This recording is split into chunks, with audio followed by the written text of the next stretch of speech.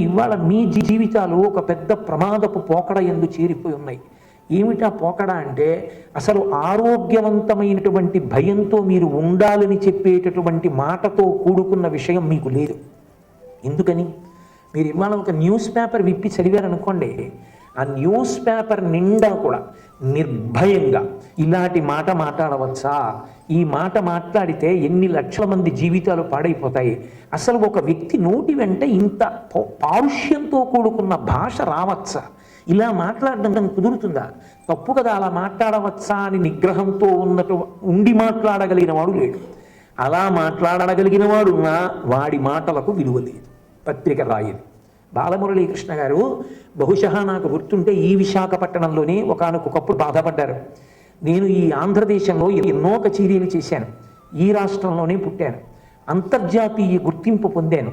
ఇప్పటికీ నేను విదేశాలకు వెళ్ళి ఎక్కడైనా కచేరీ చేస్తే నా కచేరీ గురించి, నా కచేరీలో ఉన్న మెళకువల గురించి ఫస్ట్ పేజీలో కవర్ చేస్తాయి పేపర్లు. ఈ రాష్ట్రంలో ఏ రీజనల్ డైలీ కూడా నేను అద్భుతంగా చేసినటువంటి, సొంతంగా నిర్మించినటువంటి రాగాల మీద కానీ, నేను చేసిన కచేరీల మీద కానీ ఒక్క ఆర్టికల్ ఫస్ట్ పేజీలో వేసిన పేపర్ లేదని చెప్పారు. చచ్చిపోయే పర్యంతము మొదటి పేజీలో ఏమీ ఉండదు, వాడు చచ్చిపోయిన తర్వాతే రాస్తారు.